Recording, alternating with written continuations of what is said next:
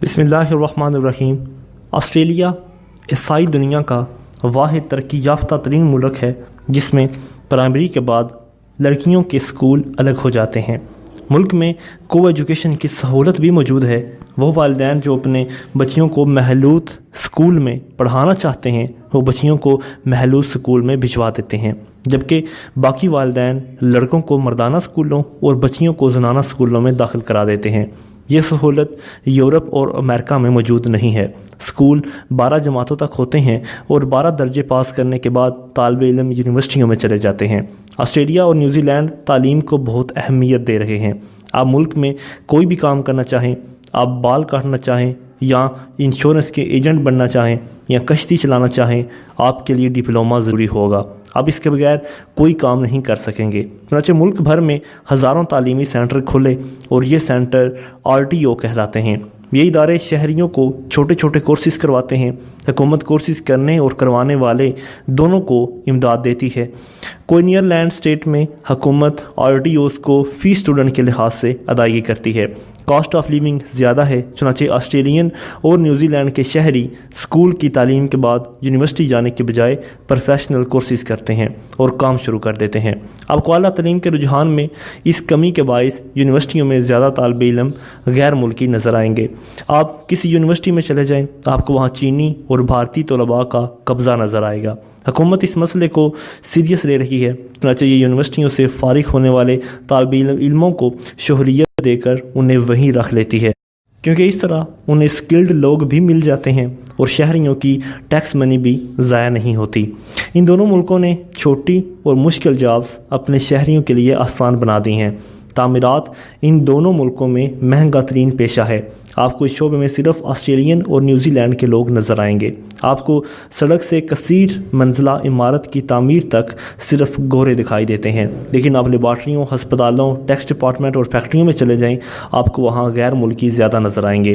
یہ چیز ثابت کرتی ہے کہ حکومت کو جہاں اعلیٰ تعلیم یافتہ لوگوں کی ضرورت ہوتی ہے، یہ وہاں غیر ملکیوں کو شہریت کا لالچ دے کر فٹ کر لیتی ہے، اور جہاں کم تعلیم اور معمولی ہنر سے کام چل سکتا ہے، یہ وہاں اپنے لوگوں کو فوقیت دیتی ہے۔ حکومت نے آبادی اور وسائل دونوں پر کڑی نظر رکھی ہوئی ہے۔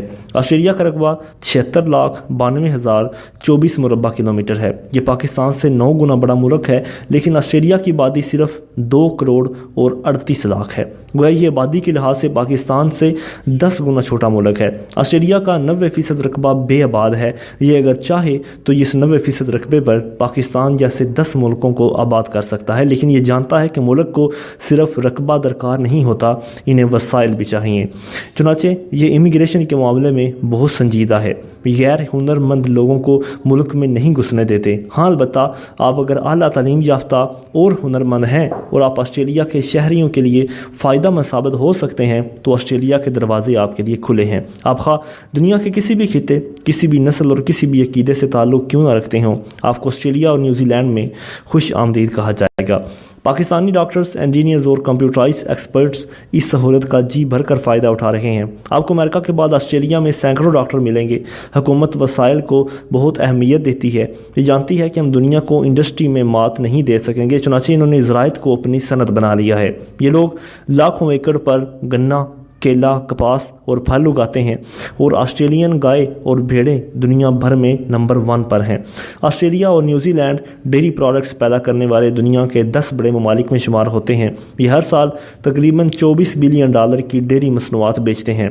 دنیا کا مہنگا ترین شہد نیوزی لینڈ میں پیدا ہوتا ہے، اور یہ دونوں ملک دنیا بھر کو گوشت بھی سپلائی کرتے ہیں۔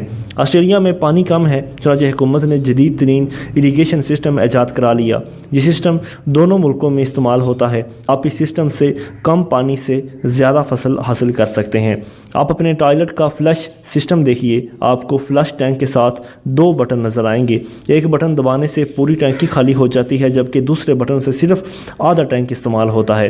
یہ سسٹم آسٹریلیا نے ایجاد کیا اور یہ اس وقت پوری دنیا میں رائج ہے۔ اس سے پانی کی بچت بھی ہوتی ہے اور پانی کی حفاظت بھی۔ مسافر 25 دن عام ٹونٹی کا پانی پیتا رہا۔ کیوں؟ کیونکہ پورے نیوزی لینڈ اور آسٹریلیا میں ٹونٹی کا پانی پینے کے لیے محفوظ ہے۔ چنانچہ وہاں گورنر جنرل سے لے کر عام شہری تک تمام لوگ ٹوٹی کا پانی استعمال کرتے ہیں۔ منرل واٹر صرف سفر کے دوران پیا جاتا ہے۔ آپ اس کے مقابلے میں پاکستان کا کوئی ایسا شہر دکھا دیجئے جس میں ٹوٹی کا پانی پیا جا سکتا ہو۔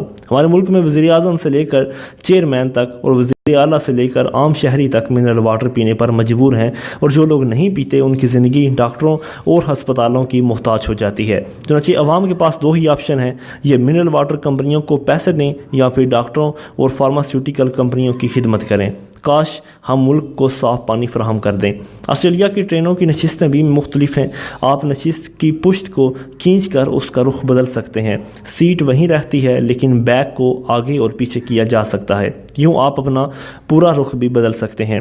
یہ بندوبست ٹرینوں کے رخ کو مد نظر رکھ کر کیا گیا ہے، اور ٹرینوں میں انجن کبھی ڈبوں کے آگے لگتا ہے اور کبھی پیچھے، چنانچہ گھنٹے بعد مسافروں کا رخ بدل جاتا ہے۔ وہ پہلے آگے کی طرف جا رہے ہوتے ہیں اور پھر ٹرین انہیں پیچھے سے کھینچ رہی ہوتی ہے۔ مسافر اس صورتحال میں کمفرٹیبل فیل نہیں کرتے، چنانچہ حکومت نے اسپیشل سیٹیں لگا دی ہیں۔ مسافر اب ان سیٹوں کے آگے پیچھے کر کے اپنا رخ بدل لیتے ہیں، اور مسافر کو آسٹریلیا میں ایک اور دلچسپ چیز بھی نظر آئی، اور آسٹریلیا کا ٹیکس ڈپارٹمنٹ ہر سال انکم ٹیکس وصول کرنے کے بعد ٹیکس دہندہ کو ایک خط لکھتا ہے۔ یہ ٹیکس دہندہ کا شکریہ ادا کرتا ہے اور ملکی معیشت کے اعداد و شمار دیتا ہے، اور پھر اسے بتاتا ہے کہ آپ نے اس معیشت میں کتنا حصہ ڈالا اور اب آپ کا ٹیکس کہاں کہاں خرچ ہوگا۔ یہ خط مسافر کے لیے ایک نئی اور دلچسپ چیز تھی، کیونکہ اس خط میں حکومت وہ تمام معلومات عام شہری کے دروازے تک پہنچاتی ہے جو ہماری حکومتیں ملک کے خاص لوگوں تک سے خفیہ رکھتی ہیں۔ آسٹریلین حکومت ٹیکس کا سب سے بڑا حصہ صحت پر خرچ کرتی ہے، اس کے بعد ویلفیئر پر، اور اس کے بعد تعلیم اور دفاع کی باری آتی ہے۔ آسٹریلین لوگ ناموں کو مختصر کرنے کے ماہر ہیں۔ یہ لوگ ہر لفظ اور ہر نام کو مختصر کر دیتے ہیں۔ فٹ بال کو پوری دنیا میں فٹ بال کہا جاتا ہے، لیکن آسٹریلیا فٹ بال کو فٹی کہتے ہیں۔ آسٹریلین فٹی اپنے نام کی طرح فٹ بال سے ذرا سا مختلف کھیل ہے۔ یہ لوگ یونیورسٹی کو یونی کہتے ہیں۔ مسافر نے دنیا کے کسی حصے میں یونیورسٹی کو یونی نہیں سنا۔ آسٹریلیا کے پاس کھلا آسمان اور وسیع ساحل ہیں۔ حکومت نے ان دونوں کو سیاحت کا ذریعہ بنا لیا ہے۔ ملک میں ایسی سینکڑوں ہوائی کمپنیاں ہیں جو سیاحوں کو پیراشوٹ کے ذریعے آسمان سے کودنے کا موقع فراہم کرتی ہیں۔ یہ کھیل اسکائی ڈائیو کہلاتا ہے۔ اس کے علاوہ سمندر کے ساحلوں پر سکوبا ڈائیونگ بھی کرائی جاتی ہے۔ آپ کی پشت پر آکسیجن کا سلنڈر باندھ کر آپ کو گہرے پانی میں پھینک دیا جاتا ہے، اور آپ پانی میں میل 1.5 میل نیچے جا کر آپ بھی زندگی دیکھتے ہیں۔ مسافر پانی سے گھبراتا ہے، چنانچہ یہ سکوبا ڈائیونگ نہ کر سکا۔ پاکستان سے لوگ پہلی بار 1861 عیسوی میں آسٹریلیا گئے تھے۔ یہ انگریز کا زمانہ تھا۔ آسٹریلیا آباد ہو رہا تھا۔ کراچی کے بلوچ اونٹ لے کر آسٹریلیا پہنچے، اور یہ اور ان کے اونٹ آسٹریلیا میں رچ بس گئے۔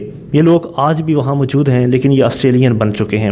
یہ خان کی مناسبت سے گان کہلاتے ہیں۔ ان کی اکثریت مذہب تک تبدیل ہو چکی ہے، اور آسٹریلیا میں 1861 عیسوی تک اونٹ نہیں تھا۔ پاکستانی خان اونٹ لے کر آسٹریلیا گئے۔ آج آسٹریلیا میں پاکستانی اونٹوں کی تعداد اتنی زیادہ ہے کہ یہ لوگ نہ صرف اونٹ ایکسپورٹ کرتے ہیں، بلکہ یہ اونٹوں کی آبادی کنٹرول رکھنے کے لیے انہیں گولی مارنے پر بھی مجبور ہو جاتے ہیں۔ میلبورنیا کے قدیم ریلوے اسٹیشن کے ساتھ لوہے کا پرانا پل ہے۔ اس پل پر ان 128 ممالک کی تختیاں لگی ہیں جن کے باشندے آسٹریلیا میں موجود ہیں۔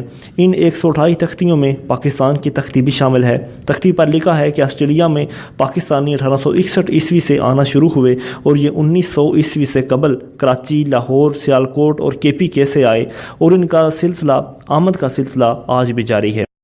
اس کے بعد مسافر تختی کے پاس رک گیا، اور اس نے اپنے آپ سے پوچھا کہ رزق کتنی خوفناک چیز ہے۔ یہ انسان سے وطن بھی چھین لیتا ہے اور رشتے بھی۔ مسافر نے دیکھا کہ میلبورنیا کے اس پل پر 128 ممالک کی تختیوں کے سائے میں زندگی کی یہ سب سے بڑی حقیقت لکھی تھی۔ ہم انسان رزق کھاتے ہیں، لیکن یہ رزق اکثر اوقات ہم انسان کے وطن سمیت سارے رشتے کھا جاتا ہے۔ ہم انسان کس قدر مظلوم ہیں۔ آخر رزق بھی ہمیں موت کی طرح ہی ہر جگہ تلاش کرتا رہتا ہے۔